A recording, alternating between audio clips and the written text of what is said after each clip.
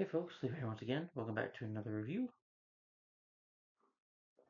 It's been too long, but I hope y'all did enjoy my review of Madam Web. My epic rant on that. Yeah, I hated that film. Absolutely an awful movie, terrible film. Anyway, if you want to know more of my thoughts on Madam Web, uh, which I did share my Spider-Man reviews because she's a Spider-Man character, and my Marvel reviews and my superhero reviews on there. Well, it's brand new, check it out. If you know more thoughts on Madam Web, it's on my channel right now. And anyway, for my YouTube channel once again. Welcome back to another review, guys. If you haven't been watching, remember the channel's Living Alley 983. My other channel is about to get 500 subs. I want this channel to get the 500 subs.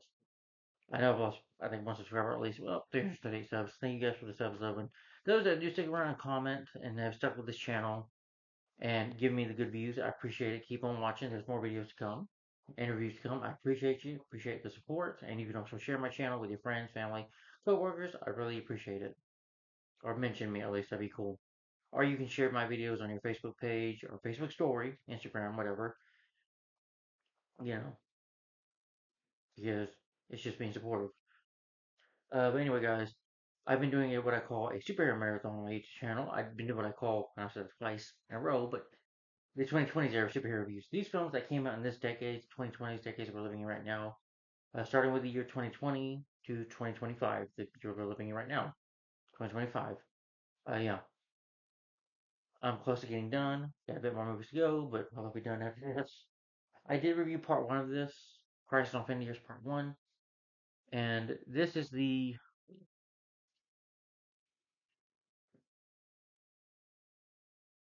Come on, you damn thing.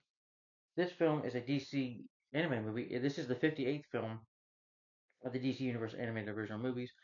Also, the ninth film, the second phase of the Tomorrowverse, of the DC animated movie universe, starting with Superman Man Tomorrow, is part of that. Also, the 24th DC animated film as well. Yeah. And I did review part one, and this is my review of Justice League Crisis on Infinite Earths Part 2. Which, to be honest, I was disappointed with this movie. This ain't gonna be a rant, but I did not care for this movie. Was not a fan of it personally. Kind of thought it was boring, to be honest. Now, this is the first DC film I haven't liked. I haven't been a big fan of, like, I'm just going through DC. Superman Doomsday, I felt that was good, but I do think it was a. This, I will say now it is a disappointment, though. I do think it could have been better. I'm just going through what I don't like. All Star Superman, didn't care for that one either.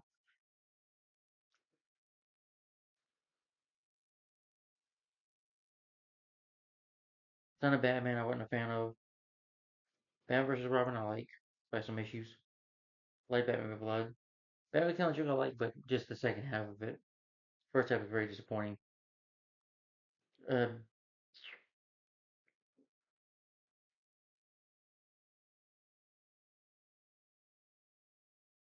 yeah. I would say Batman Hush, I didn't care for. Injustice, I didn't care for either.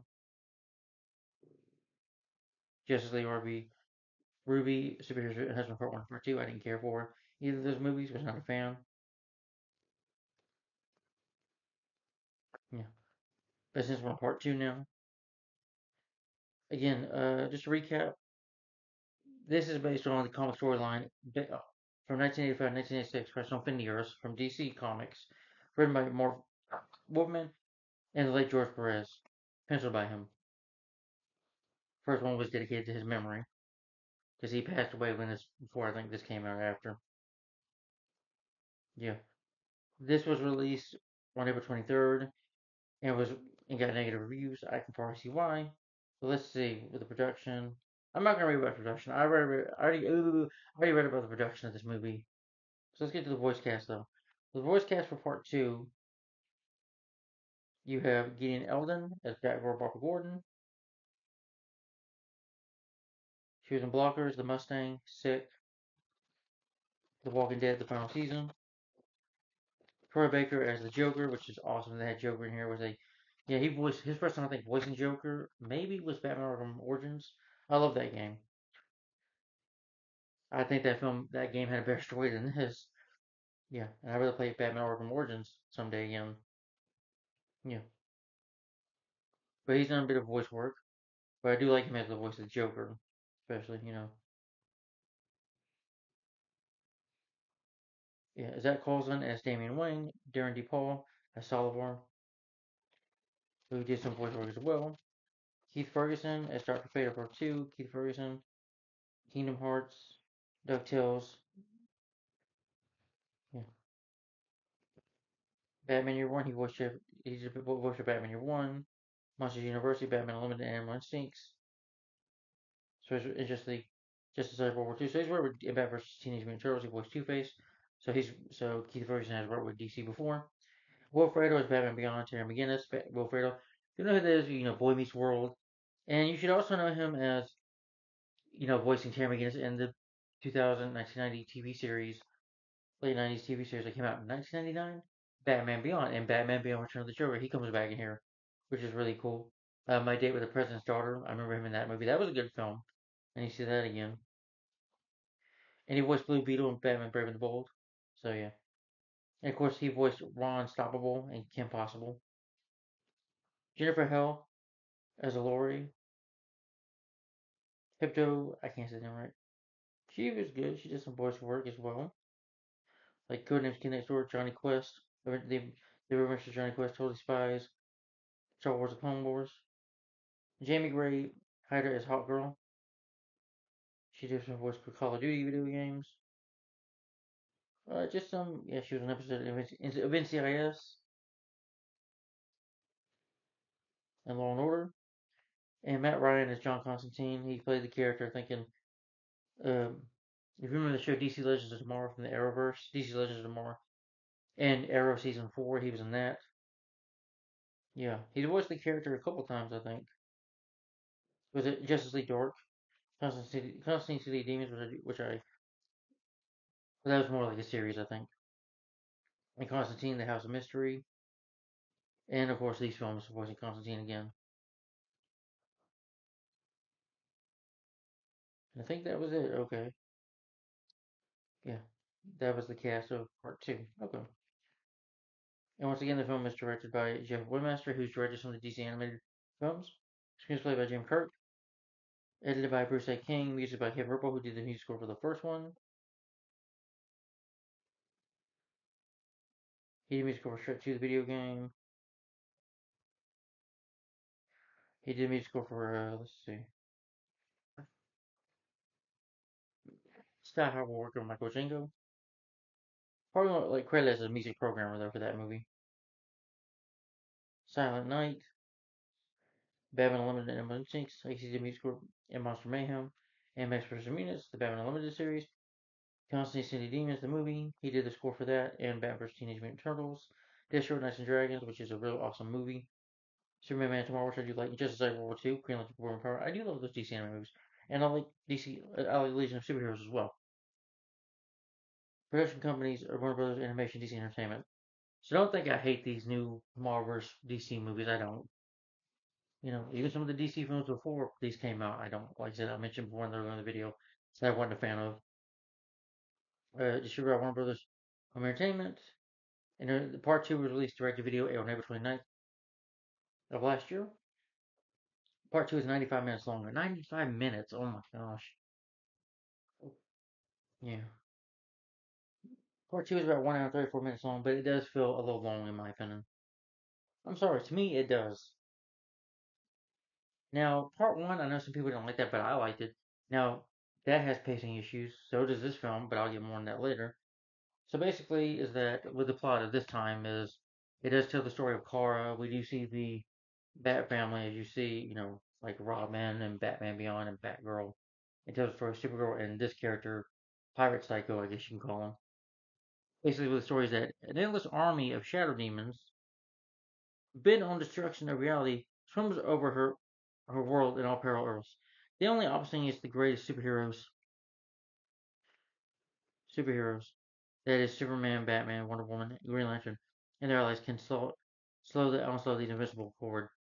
What mysterious force is driving it, and how do these very secrets of the Monitor and Supergirl threaten to crush a lost defense? Yeah, which plays mostly into the movie, and then you hear the history of this character in the movie. We get the history of him as well. So there's a bit going on in this movie with the shadow demons and stuff. Which let me see, is there a picture of these monsters? You see, well, no. let me get the Blu-ray out. You do have, you know, special features like Voices in Crisis, The Bat Family, The Multiverse, Part 3 sneak peek. The guy that voices Eldritch, who voices Green Lantern, John Stewart in this, also played Hawkman and Black Adam with the Dwayne The Johnson. He did a great job in that. I think I'd rather watch Black Adam over this, but that's just my opinion. At least Black Adam has a lot of action in it, and Dwayne Johnson being a badass, you know. I'm saying some badass one, which I, like it when he does that. But that's the plot of part two.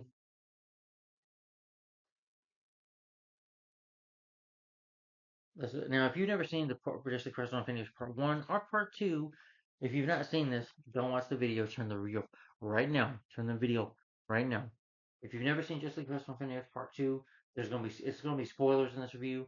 So if you've never seen the movie, turn the video right now. Just for your own sake. Don't spoil it for yourself. Okay?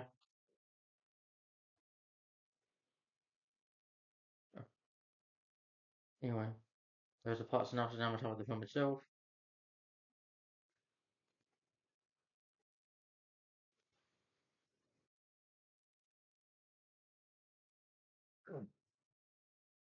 So let's get into part two, shall we? Need some water.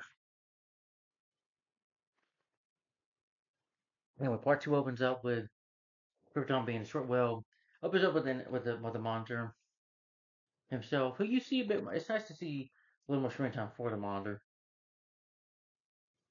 Yeah, and he's just watching over the world, monitoring, not interfering.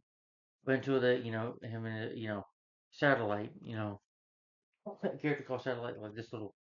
It looks like a little computer from Krypton or from Superman's Fortress of Solitude, but it talks to him and says, there's this pod out there, and it's Kara Zor-El, you know, escaped by his satellite. He takes her in, and he becomes like a father figure to her. And Cora's like somewhat damaged a little bit. I forgot to mention though. Damn it, this fucking movie. Well, we first off on with Batman. Joker is trying to destroy the Watchtower, trying to blow it up just for fun. He kills Jim Gordon by poisoning Jim Gordon. Then you have the rest of the Bat family show up to fight him, and Batman's like, I don't need your help. That is Robin, Dick Grayson, the other Robin, his son, Damon Rain, Barbara Gordon, aka Batgirl, Terry McGinnis from Batman Beyond, the future Batman. Yeah, even Batwing shows up, and Huntress, his daughter. The whole Bat family team up, and they fight the Joker. There's some good fights. And the beginning of this movie, I think, is really awesome. With the Joker, and Solomon Grundy and Killer Croc, but they both get out of pretty easily. And then the Bat family moves on to the adventures, and that's the whole thing I liked about this movie. The best part of this movie was the Bat family and Batman himself. I'm like, why can't we just focus the story on them? So we jump, like I said, to Call the Rail. Monitors, monitoring planets, not interfering. That's what he explains to Cora eventually, and that's what he does. I'm sorry, I go over my reviews, but he monitors planets, sees what's happening, but he can't much interfere. So he eats with her, and she gets mad at the monitor a little later on because she goes in her pod. She says, "I want to go home to Krypton," and she realizes Krypton's been destroyed. Her Legion of Superheroes team, that is Dawnstar and Brainiac, her boyfriend Brainiac 5, are all dead. They died in the crisis in part 1, and she nearly just forgets about this. And Kara gets so mad at him, she ends up flying, getting away from him, going to Earth and joining Legion of Superheroes and stuff. He does keep an eye on her, though, from time to time. But she does remember, like I said, she does get it back.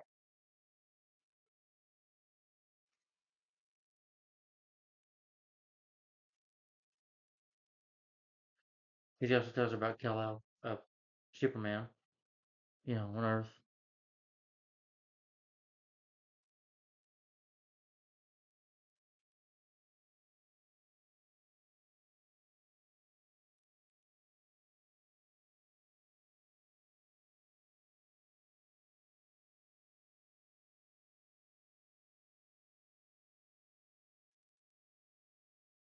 Yeah. But the monster, does find her again. You know, even though she's mad, he transforms her into the character called Harbinger to go get some more, you know, gather more heroes. But then years before this, on Earth 2, you have Psycho Pirate, interrogated by Codebreaker that is Earth's Dr. Fate. He explains his background, which honestly, yeah, Psycho Pirate, it's a funny name, pretty cool name, but the character himself was pretty lame and not interesting. I just didn't care for the character. I didn't find him interesting. Well, we learned his backstory when he was a boy. His parents, were abusive to each other. They beat each other up. He goes to school, gets beaten up by boys, learns he can do like mind control or whatever.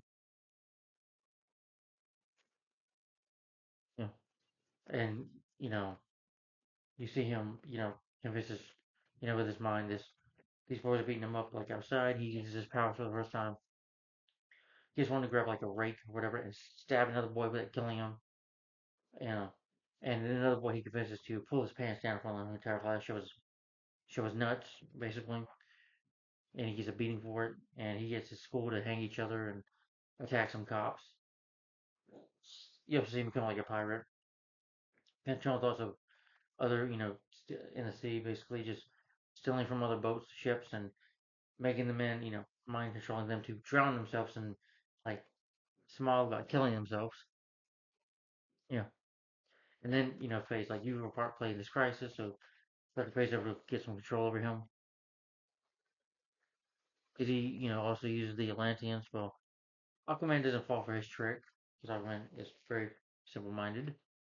Aquaman fights back, but eventually his men turn on him,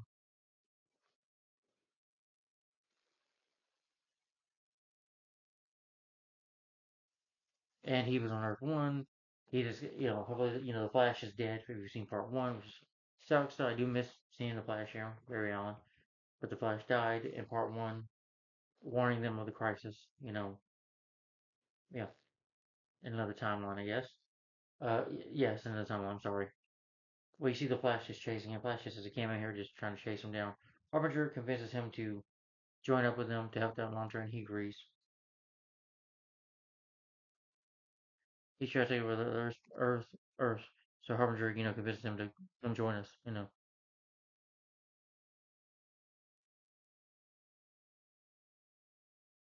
Many heroes get placed across they gotta protect the towers. The Monsters Council try to find a long-term solution. That is Wonder Woman, Doctor Light, Mr. Terrific, you know, and the question does ask somebody, but they should have done something with him, I think, because he's a very interesting character. I know you got billions of characters in this movie, but you could have done something with the question. He's a very interesting character. He has some questions, and Dr. Light gets like smart with him. He's like, you can't look, you see it, because you can't see his face. But I am sticking my tongue at you, which I thought was funny. And Diana wants to go protect this other universe that's a planet, the only for Themyscira of all women. And he's like, well, Diana, that's not your mother. He's like, well, I'm gonna go help my sisters anyway. So he lets her go. You have this kid in this movie. Uh, I call him Blonde Ambition right here. Yeah, this character right here. Saboteur is lives in Gorilla City, and he's like the one of the nemesis of Gorilla Grodd. Tries to stop him. If you've seen Justice League the anime series, he helps Green Lantern and Flash take him down in Justice League the anime series. And here he tries to have this kid, which he has a pretty cool gun. You have the Shadow Demons. The Shadow Demon stuff doesn't really happen until like the third act. Then when you see the Batman family turn against each other because they just fuss at each other. And it's like, well, thank you. Well, you're not the usual Bruce. Well, it was like then your Batman was a fool because I would never allow kids to put the kids in danger. And I go on my own mission. And let's take no, I let's take Grayson that he let him be adopted or whatever, something like that. Give him her adoption. Did not raise him because Bruce wasn't ready for that. Have that close knit kind of family. But the Bat family help him. Batman. This is a younger version of Batman, like becoming a detective like Batman on Halloween. And he doesn't want to sidekick. His mission is to go on his mission alone. Batman likes to go alone. This is way before he doesn't get Robin too. Obviously, he gets a little older. You know, but the Bat Family like fight each other. Yeah, yeah. Pyro, Pi- Pirate Psycho is able to get his mind into Korra, trick her, and also get he sends Native he talks to the Anti Monitor, who was like the nemesis of the Monitor or whatever. Well, he's Anti Monitor. He's like a big threat, I guess, coming in the next movie. So he's able to convince Psycho Pirate to cut all his power and negative energy out there, which works. Turns the Batman family on each other, turns Green Lantern Dark Light on each other, and Green Lantern also fight. You see Constantine again. You know,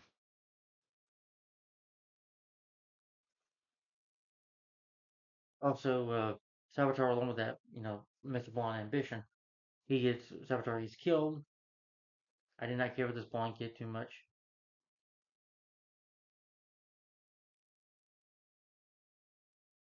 They also use satellite technology to broadcast Psycho Pirates control across the planet, struggling with their mental strain of the task.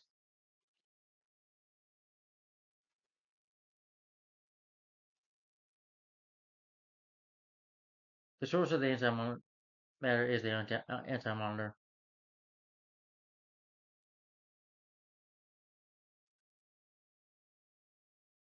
Yeah. Uh, Eventually, they're able to defeat this one antimatter. Superman is able to fly away from it, get to come toward him and destroy it.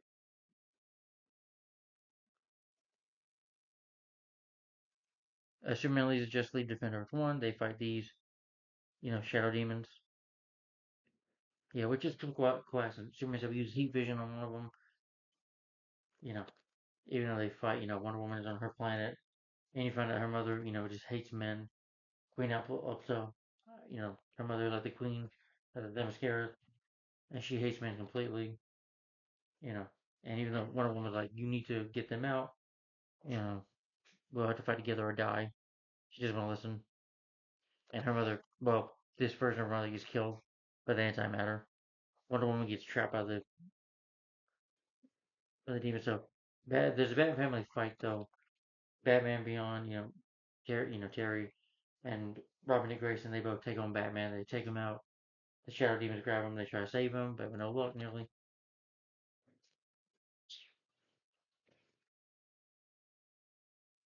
Green Lantern's able to realize, I do like, when he says that line, Justice's line, with my power, Green Lantern's like, uses the version of his ring to put it in there. Because John Constantine shows up and is like, John, and they show the Shadow Demon. The Shadow Demon turns itself to a big monster. They would take the demon down by, Superman using heat vision, characters using their powers on it. But it turns itself to like a robotic monster.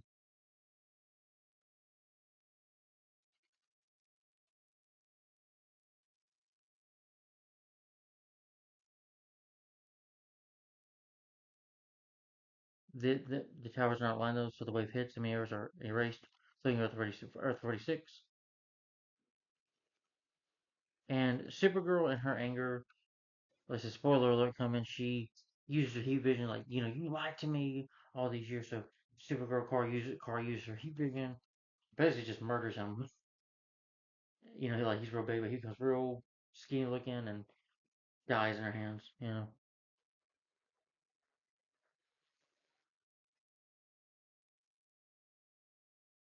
And so you get John Constantine in here. They both fight for a little bit, but they both, you know, John gets his suit back on. He's like, I don't know how to control my powers, mate. It doesn't know that the character is British. I like the character to be American, but that's just me.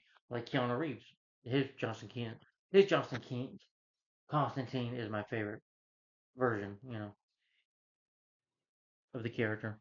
That's just me though. That movie's underrated, I think. A lot better than this too. Joy overloads his Green Lantern battery using his light.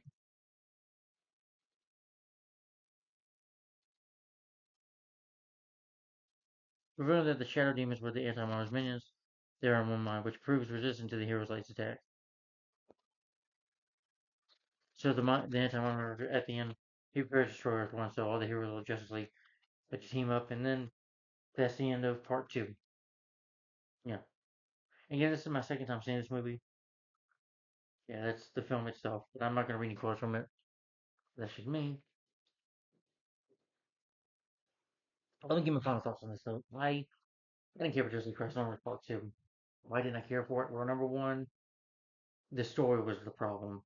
I like the whole thing with Batman being there, but I wish they would give Batman more to do. The Bat family, maybe fight some more Batman villains. That would have been interesting. Or rather, just the whole movie nearly be about them, focus on them. But the movie then focuses to, I get it, they're trying to build up the anti-monitor. But, with these movies, it's like they're trying to be like the Avengers Endgame, in kind of in a way. Like, are you trying to be the Avengers Infinity War in Endgame? Are you trying to be like Avengers Endgame? That's a 3 hour movie. This is 1 hour and about 34 minutes long, 95 minutes long. Avengers Endgame is 3 hours. And that's a more interesting story than this. Why? Because it heavily focuses on the Avengers. These movies, the problem with these movies, I think, and Naruto Part 1, they don't really focus on the Justice League. Yeah, and you do get some more action here than you do in the first part. Action is good. I will say that, especially in the beginning. But when you get to the whole character of Psycho Pirate, that's when it bored me. I didn't care about his backstory. Oh yeah, Korra ends up in, she gets attacked by the Shadow Demons and she sees, Brainiac 5 and Dawnstar and her mother saying that they're all dead. Yeah, and I didn't mind the whole thing that he raised her like a daughter. Kind of reminds me of Thanos though, and Gamora a little bit. You know, I'm surprised he didn't kill Korra by the end, if he had to for some reason, or anytime Andre showed up and killed her right in front of him. Yeah, he does like that, have that mind control, and well, with the psychopath character himself, like when he messes with Blue Beetle's like, where'd he go? I like that guy. I thought that was funny. Sometimes the humor works in the movie, and when you see the Bat Family, that's like the best part about them fighting. Okay, the Bat Family, you know, fighting together and only fighting each other. That was pretty cool to see their suits and stuff. And yeah, I'm like, I'd rather just get more Batman and the Bat Family in this movie instead of Psycho Pirate. Supergirl, the whole thing, Supergirl, you could have said that for part three, in my opinion. I haven't seen part three, but I think you could have saved it for that. But again, the reason they add that in, because I think they're making way for the anti monitor, give Cora a reason to, her past and stuff. You could have just focused on that. You didn't really need the whole thing. You could have, I thought that was pointless. I mean, I could feel sorry for Cora. She lost her people, her family. She even tells Tello, I lost my family. Everyone I love is dead. And I have no home now, but, Tello lets her know, well, you have me. And the Earth can be your new home, too. But they could, I get her boyfriend, her friends, from Legion of Superheroes are all dead. Which sucks, because I did like Legion of Superheroes. Maybe these movies came out a little too fast. Again, the Avengers movies, a lot of them made money, so they're probably hoping that these DVD sales will do really good and make some quick cash from it. But the problem is part two. The story is not. The voice cast I think is good. I like the voice cast. Will Fredo, it's great to hear him, voicing, Batman once again, his Batman Beyond version as the character. The script for this part two was not very good. I don't think. You're going everywhere with the story. It's just this and that going on. It's back and forth with each character, and I'm like, you know, you start off really in the beginning, that then it gets downhill. And another big issue I have with this movie is, but the editing is good. Music from Kevin Rippo was good. Went there. The running time, the problem is the running time. 95 minutes long. Didn't need to be 95 minutes long. The problem I have with this movie is the pacing is slow. Now, people do yes, even the part one had pacing issues, but part one, you get a Flasher, and that's a more interesting story to watch to me.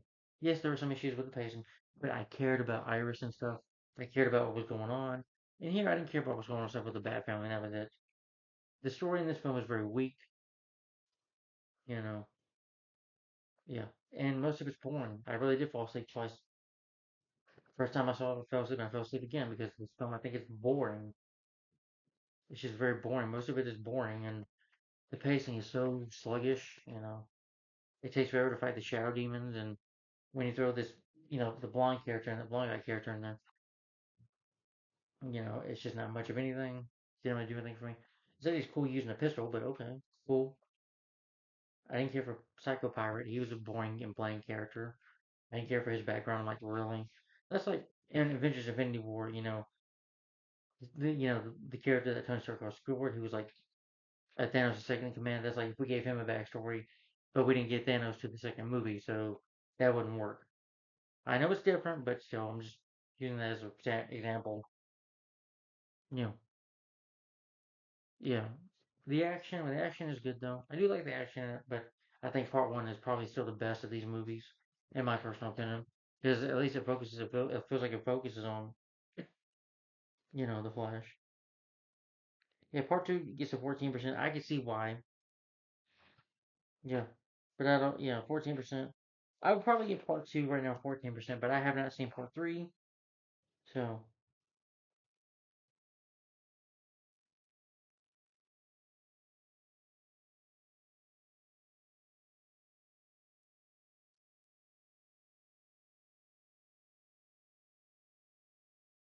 yeah. Yeah, part two gets a 14. This movie gets a 14%. I can kind of see why. A lot of it is boring and not interesting. The only thing interesting going on is the whole thing with the Bat family. This film, when you see the whole point of the Flash in the poster, which I will say the poster is good though. The artwork for this is very beautiful. I always love the artwork of how they do that. The posters. DC has great posters. But if these were the final films that they were going for, either they were planning to make it the finals, I don't know. I mean, unless the Tomorrowverse just ended because I guess the DVD sales went plummeted down after making these movies. You could have waited maybe till like 2029 to maybe make these films.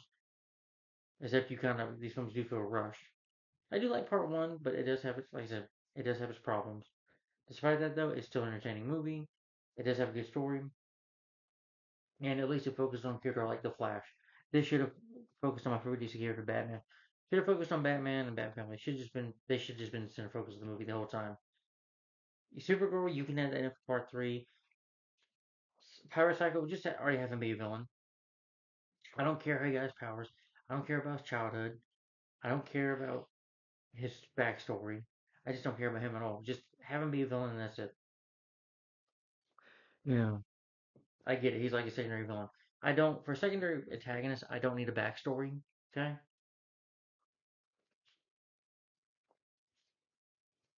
I got more interesting characters like Batman in the Bat family deal with. That'd be more interesting if they would have them be in the center of the whole movie. It should have been. And honestly, because of it, the pacing is slow.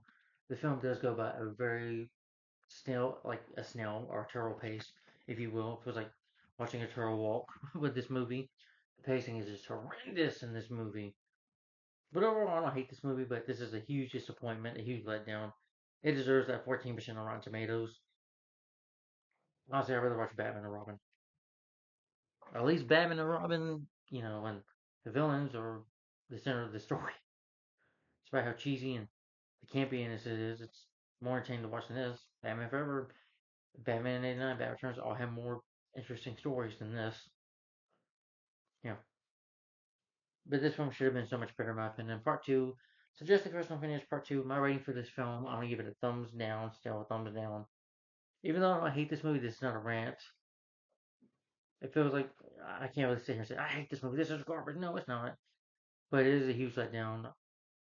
But if I watched it again, I probably would hate it. So I probably wouldn't care to see this movie ever again. So part two, I give it a thumbs down. My rating for this film, I'm gonna give it 2 out of 5 stars. At least the animation, I would say, the animation, the action, the voice acting is good. It needs, there's this gaps in the story that you should have taken out. This film kind of just throws characters left and right. Just stick to one character. At least part one, stick to Flash. You know, don't have like 3, 5 different stories of characters back and forth. It's confusing to me. Well, not confusing. You're thinking you're a short attention span. No, I don't. I don't mind a long movie, guys. I sit through 3 hours of Avengers Endgame. I didn't fall asleep this year.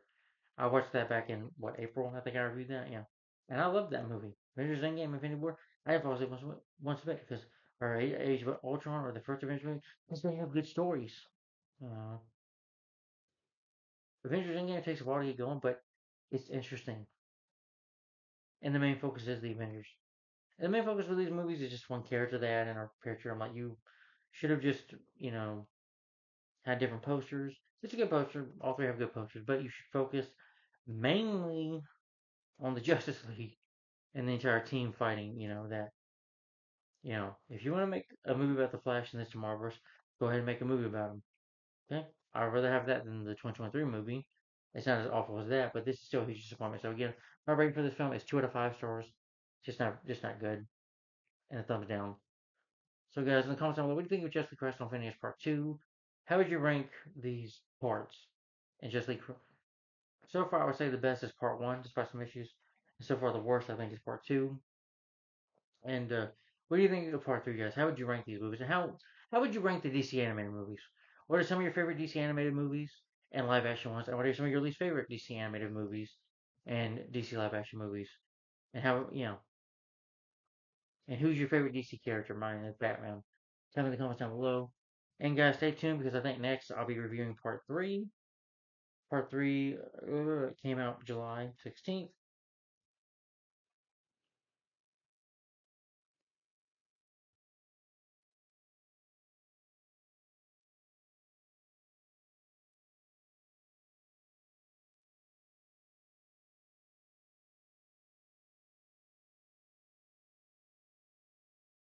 Let's see. I don't own the movie. I've never seen the movie.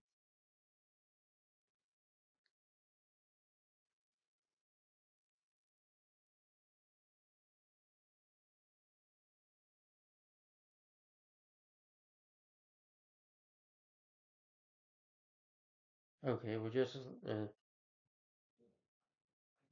Justice League Crisis on Infinite Earths Part 3. This will be the next review. This film came out in July. So Part 3 will be tomorrow. Yep. No, not tomorrow, sorry. No, Sunday I gotta work. I gotta come home and do some stuff. Sunday, I'm just gonna relax. Sundays is just days I relax. I just signed up for work, claimed a shift, because I needed to.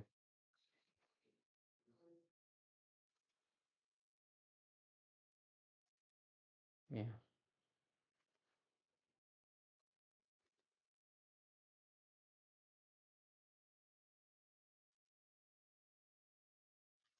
But Justice League Crisis on Infinite Earths Part 3. This will be the next review. So stay tuned for that. Yeah. And guys, let me know in the comments down below. What do you think of Part 2? Justice League Crisis on Infinite Earths Part 2. Do you think it's better than Part 1? Is it your favorite part? Is it your least favorite? What do you think of it in your opinion? Tell me in the comments down below. Only if you've seen the movie though. I would say there were spoilers in the description box below. Always read the description box below. I would say there's spoilers in it. And I also put my rating on the movie too. Just in case you guys are curious what I think about when you watch the video or want to read the description box below.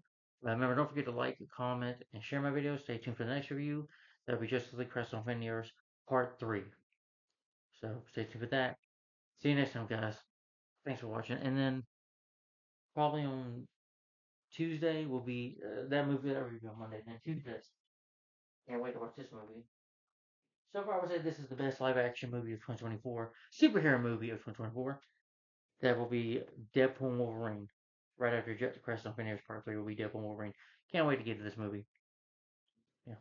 But then that'll be after Justice League Crest on Finish Part 3. So I hope you enjoyed my review of Justice League Crest on Wolverine Part 2. Let me know what you think of it, guys. Again, my rating for the film is 2 out of 5 stars and thumbs down. I will say it again. I'll put the description box below. Uh, Stay tuned for Justice League, my review for Justice League on Monday.